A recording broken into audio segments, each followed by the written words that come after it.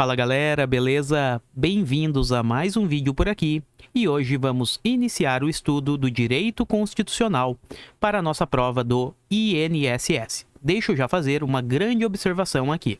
Quando eu falo da prova do INSS, perceba, o Direito Constitucional, esta aula, ou qualquer outra aqui de Direito Constitucional, será aplicada para qualquer concurso público que caia efetivamente esta matéria.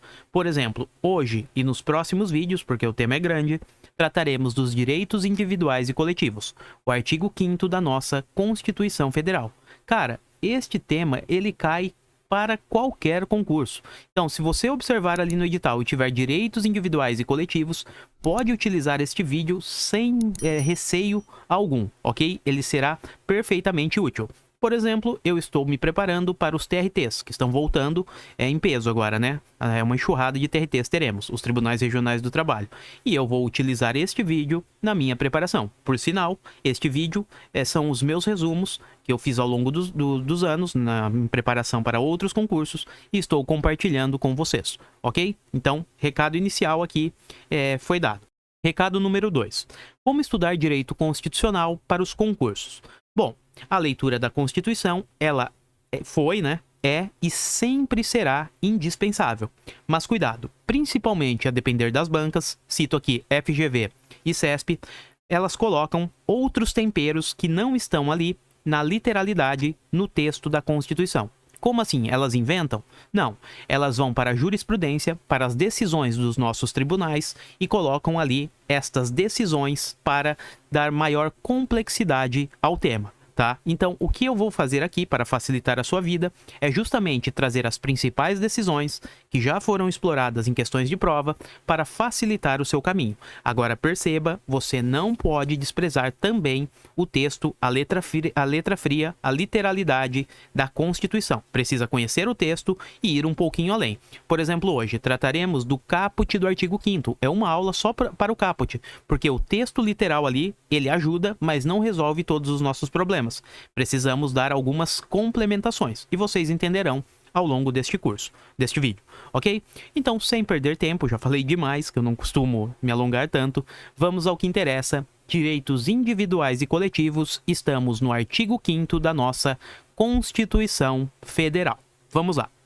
Bom, antes de mais nada, vamos começar com uma introdução.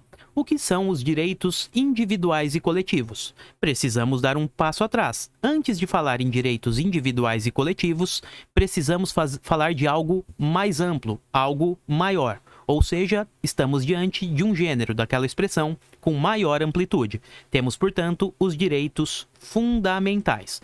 E o que são os direitos fundamentais? Bom, direitos fundamentais são os direitos inerentes ao ser humano, o que conseguimos conquistar ao longo do nosso processo de evolução. Portanto, direitos fundamentais são os direitos dos seres humanos que foram conquistados ao longo do ano e agora tem um detalhe importantíssimo, e também estão positivados na Constituição. Então, os direitos fundamentais, eles se caracterizam pela positivação, ou seja, estão escritos, estão expressos, você pega determinado diploma, você pega a Constituição e consegue percebê-los, observá-los ali no texto, ok? Então, direitos fundamentais são os direitos do ser humano conquistados ao longo do tempo e que estão positivados, estão escritos dentro de um texto constitucional, da nossa Constituição Federal de 1988, ok? Então perceba, quando falamos destes direitos fundamentais, temos um bolo, a totalidade de um bolo aqui, algo bem amplo. Agora vamos pegar algumas fatias, algumas espécies deste total.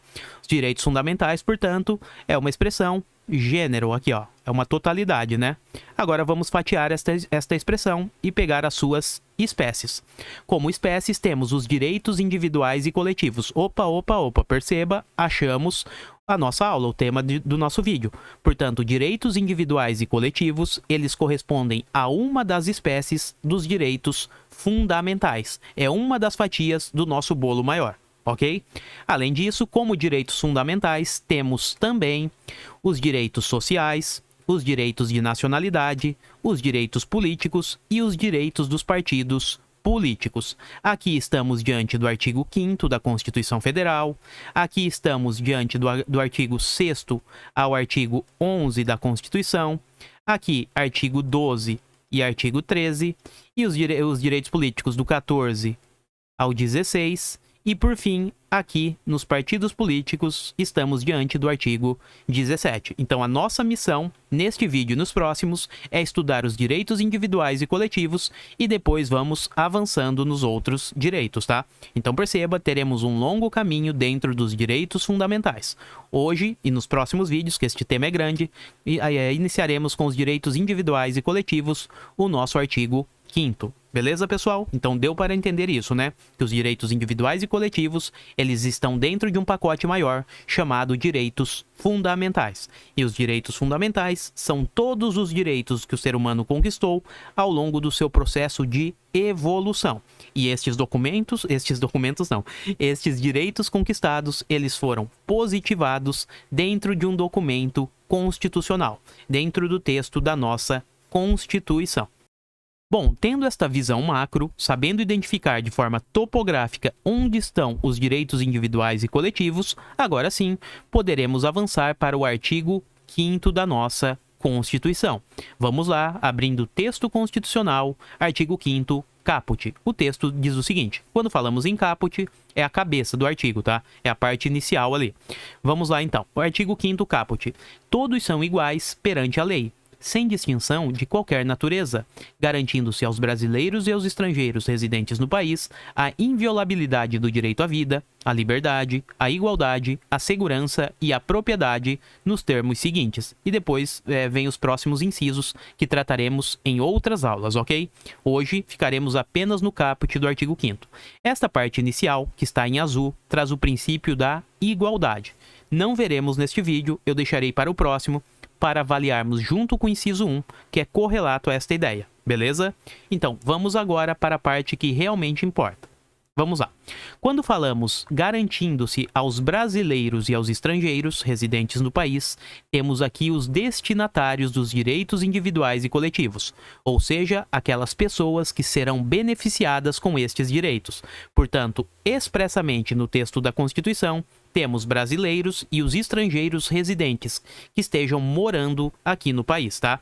E a este grupo teremos a inviolabilidade, a garantia da inviolabilidade de alguns direitos.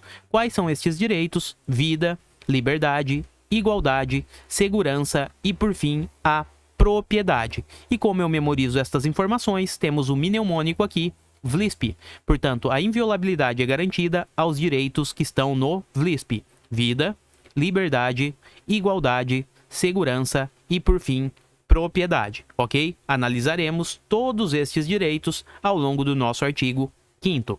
Vamos lá, voltando à ideia dos destinatários, tá? Aqui, ó, temos esta ideia aqui, ó, vamos analisar neste momento, desta parte até aqui, ó. Então, são destinatários os brasileiros e os estrangeiros residentes no país. Bom, vamos lá então. Destinatários. Quando falamos dos destinatários, são aquelas pessoas que serão beneficiadas pelos direitos individuais e coletivos. E quais são estas pessoas? Segundo a Constituição, no artigo 5º, temos aqui, ó, a ideia dos brasileiros, aqueles que nasceram no Brasil ou nasceram fora, mas ainda assim são considerados brasileiros. Portanto, temos os brasileiros e também os estrangeiros que estejam residindo no país. Então, brasileiros e estrangeiros residentes no país são destinatários, eles podem usufruir dos direitos individuais e coletivos. A eles, estes direitos terão a aplicação, ok? Aqui já surge uma primeira problemática. Teremos que complementar o nosso estudo com a jurisprudência do STF. Ok? Então perceba, a Constituição, ela parou em estrangeiros residentes que moram no país. É o argentino, é o boliviano, é o uruguaio, é o venezuelano, enfim, é o americano.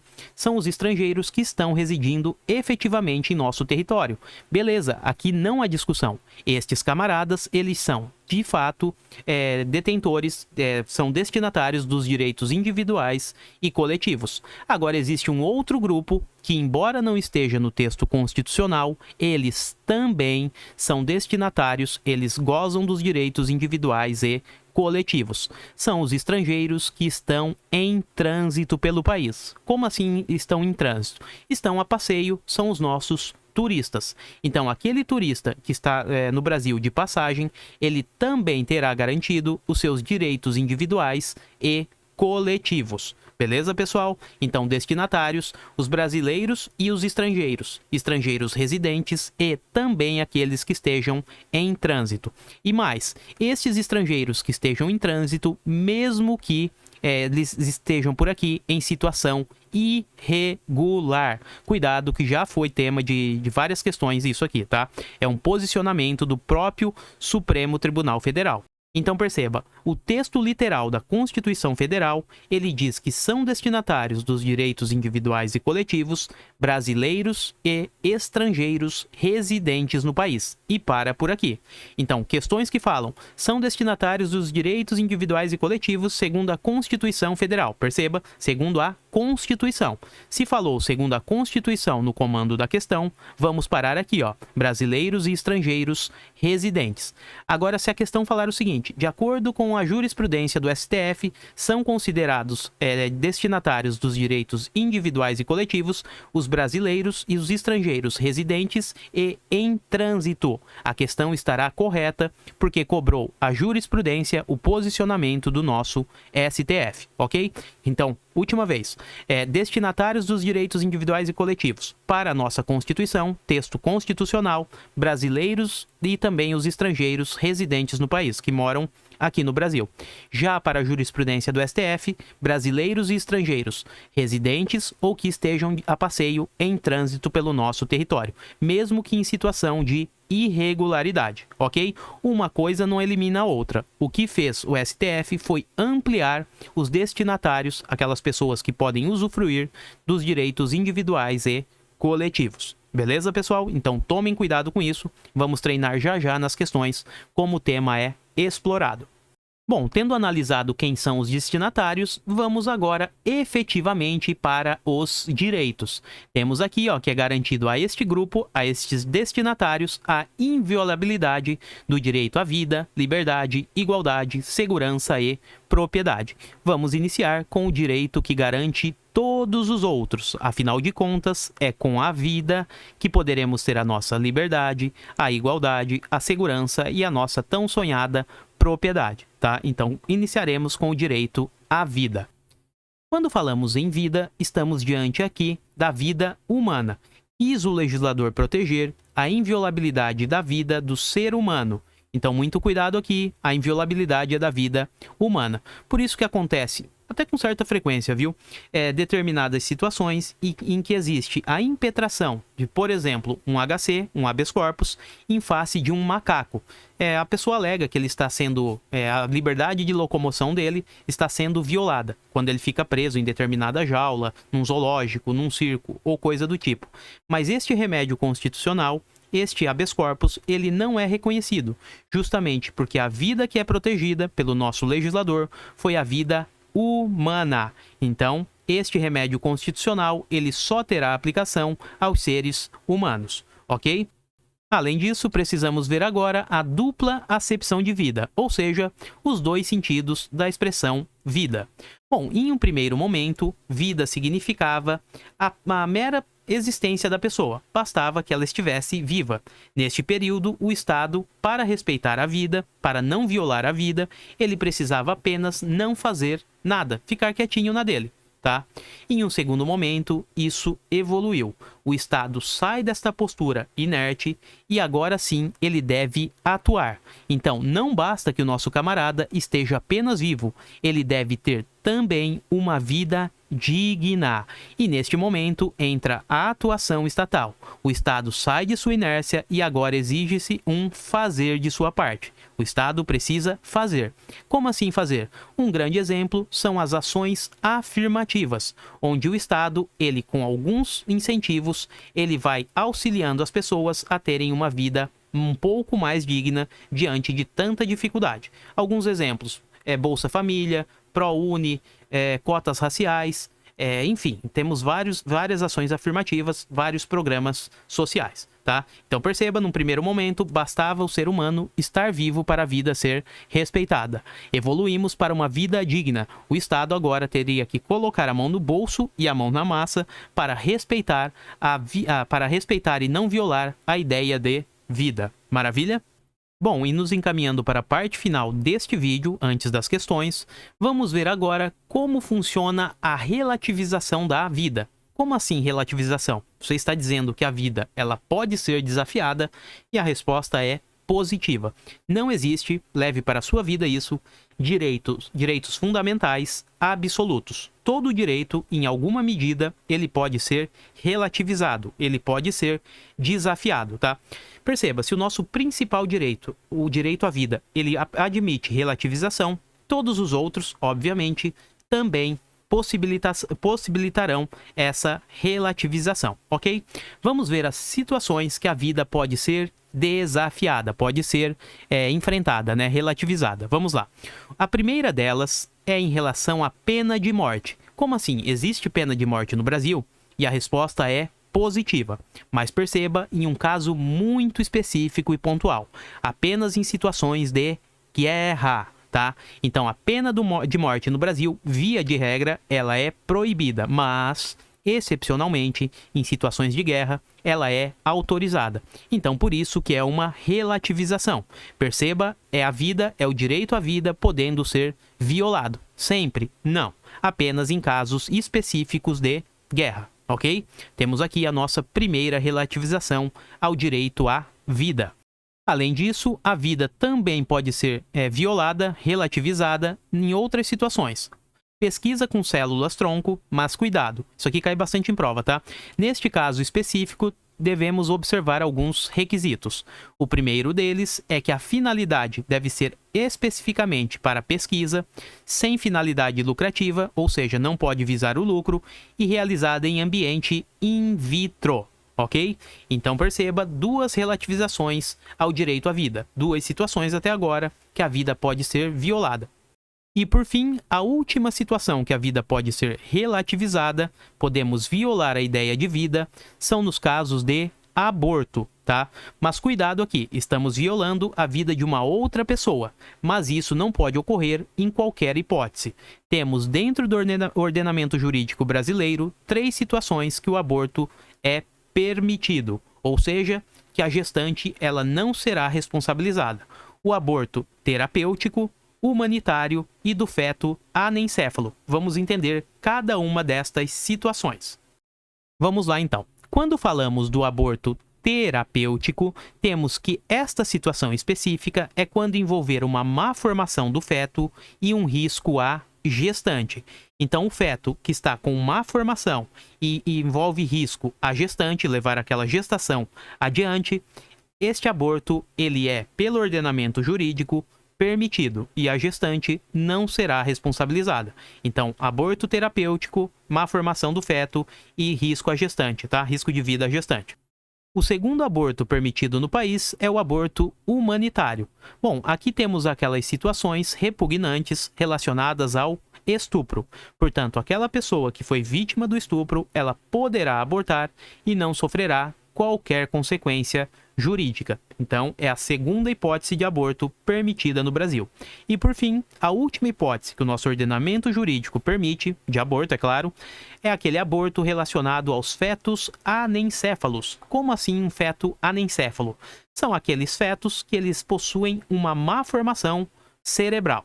Nestas situações, também é permitido o aborto sem que haja responsabilização da gestante. Ok? Então, no Brasil, 3 são as situações de aborto. Aborto terapêutico, humanitário e de fetos anencéfalos. Nestes 3 casos, o aborto é autorizado e não será a nossa gestante responsabilizada. Beleza? Bom, e para fechar o vídeo, ainda dentro do tema do aborto, vamos analisar o HC 124.306. Aqui tivemos uma decisão da primeira turma do STF que fez o quê?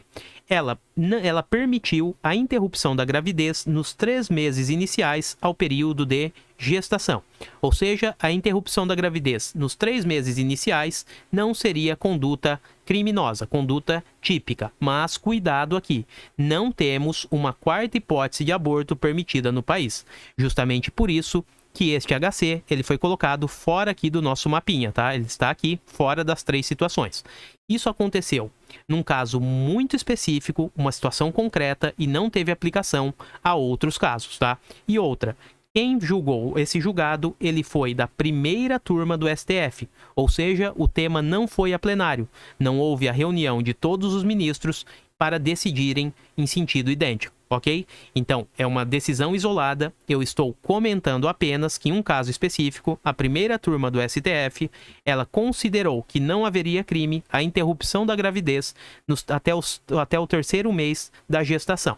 Isso já foi cobrado em prova do Sebrasp, vamos ver daqui a pouco, por isso que eu estou trazendo. Mas, para finalizar a parte teórica, no Brasil só temos 3 hipóteses permitidas de aborto. Aborto terapêutico, humanitário e de feto anencéfalo. Você precisa saber que em algum momento a primeira turma do STF ela já julgou a possibilidade de interrupção da gravidez até o 3º mês de gestação. Mas repetindo, não há esta quarta hipótese, foi num caso pontual e com todas as especificidades do caso concreto. Maravilha? Vamos agora praticar o que vimos nas questões do Sebrasp. Questão de número 1. A pena de morte é vedada em qualquer hipótese... Opa, tem um erro aqui, ó. É na Constituição Federal. Bom, pausem o vídeo e já voltamos com o gabarito. E o gabarito desta questão é a incorreção. Ela está errada. E por que está errada? A pena de morte é vedada em qualquer hipótese. Nada disso. Vimos que em caso de guerra, a pena de morte é autorizada. Então, ela não é vedada em qualquer hipótese. É bem verdade que a regra é que a pena de morte seja vedada, a regra. Mas, excepcionalmente, ela será autorizada em caso de guerra. É uma das relativizações ao direito à vida que vimos na parte teórica, ok? Então, gabarito, errado esta questão. Vamos avançar para a questão de número 2. O uso de células-tronco embrionárias, ainda que em pesquisas científicas para fins terapêuticos autorizadas em lei federal, viola o direito à vida pela potencialidade de formação de pessoa humana, cuja dignidade recebe proteção máxima constitucional. Galera, pausem o vídeo e já voltamos com o gabarito. E o gabarito aqui é o erro. Esta assertiva está incorreta. O uso de células-tronco embrionárias, ainda que... Olha essa parte aqui, ó. Ainda que em pesquisas científicas e para fins terapêuticos autorizados em lei federal, viola o direito à vida. Não. Vimos que uma das situações que a vida pode ser relativizada, pode ser desafiada, é justamente o uso de células-tronco, desde que seja para fins de pesquisa, não tenha finalidade lucrativa e realizada in vitro. Então, é por isso que esta assertiva está incorreta. O uso de células-tronco para fins de pesquisas científicas não viola o direito à vida. Pode ser utilizado, sim. É uma das relativizações, por sinal, que poderemos fazer a ideia de vida. Avançando, próxima questão. As pessoas em situação migratória irregular no Brasil não têm direito aos direitos fundamentais. Pausem o vídeo e já voltamos com o gabarito, pessoal. E o gabarito por aqui é a incorreção. Perceba, a parte errada da história é isso aqui, ó. As pessoas em situação migratória irregular no país não têm direito aos direitos fundamentais. Ficou 2 direitos estranhos, né? Não tem direito aos direitos fundamentais. Estamos aqui naquela parte dos destinatários dos direitos fundamentais ou dos direitos individuais e coletivos. Quando falamos em destinatários, vimos que o texto constitucional traz como destinatários os brasileiros e os estrangeiros que estejam residentes, residentes no país. Então, os estrangeiros residentes. Mas vimos um complemento, que os estrangeiros que estejam em trânsito pelo país, ainda que em situação irregular, vimos que em situação regular e também irregular, tá? Então, ainda que em situação irregular, eles terão sim direito terão acesso aos direitos fundamentais e, consequentemente, a uma de suas espécies, os direitos individuais e coletivos. Então, a questão erra nesta parte. Perceba, a banca foi um pouco além do texto constitucional e trouxe aqui a ideia da jurisprudência do STF. Vimos isso na parte teórica, né? Se liga aqui num detalhe, você pode perceber pelas questões. Eu não coloco no material nada além do que já foi cobrado em algum momento em prova. Todas as minhas aulas, elas são montadas de acordo com questões, tá? Não quero aparecer, colocar uma informação a mais para dizer que sei ou coisa do tipo. Não, nada disso. É sempre visando o estudo mais direcionado possível, beleza? Então, às vezes as pessoas perguntam, mas dá para resumir alguma coisa que você colocou aí na lousa, no quadro? Não dá, porque eu tô trazendo tudo o mais mastigado possível e, como vocês estão vendo, já foi de alguma forma explorado em prova, beleza? Vamos agora para a nossa última questão. Vamos lá. Acerca do aborto, o Supremo Tribunal Federal, em recente julgado de sua primeira turma, afirmou ser necessário conferir interpretação conforme a Constituição aos artigos 124 a 126 do Código Penal, que tipificam o crime de aborto, para excluir do seu âmbito de incidência a interrupção voluntária da gestação efetivada no primeiro trimestre do período gestacional. Pausem o vídeo e já voltamos, pessoal. E o gabarito desta questão é a correção. Perceba, estamos falando do aborto. Então, acerca do aborto, o Supremo Tribunal Federal, em recente julgado de sua primeira turma, falamos sobre isso, ele acabou fazendo o quê? Bom, ele excluiu, ele não tipificou o crime de aborto, ou seja, não será considerado crime se o aborto acontecer, ocorrer, no primeiro trimestre, nos primeiros 3 meses da gestação. É o que fala a questão aqui, ó. Se ocorrer até o primeiro trimestre do período gestacional. Neste caso, não teremos a tipificação do crime de aborto. Exatamente. Realizada até o primeiro trimestre do período gestacional, em um caso específico, bem pontual, a primeira turma ela já se manifestou neste sentido, de que não seria considerado crime.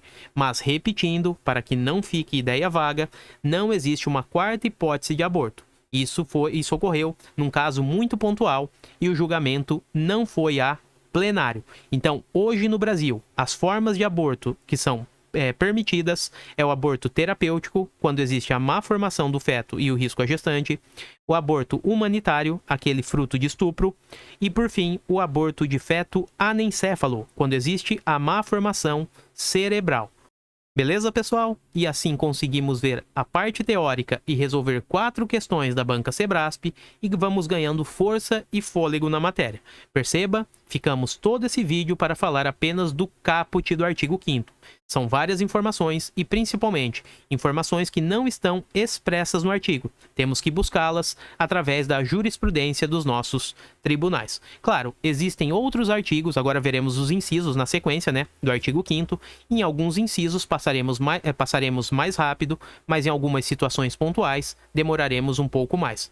Repito, eu não quero fazer aqui um estudo de 100 metros para passar toda a informação e você não acertar as questões de prova, ok? Eu pretendo trazer a matéria da forma mais completinha possível para que quando chegar a prova, você olhe aquele conteúdo e fala, barbada, isso aqui é tranquilo.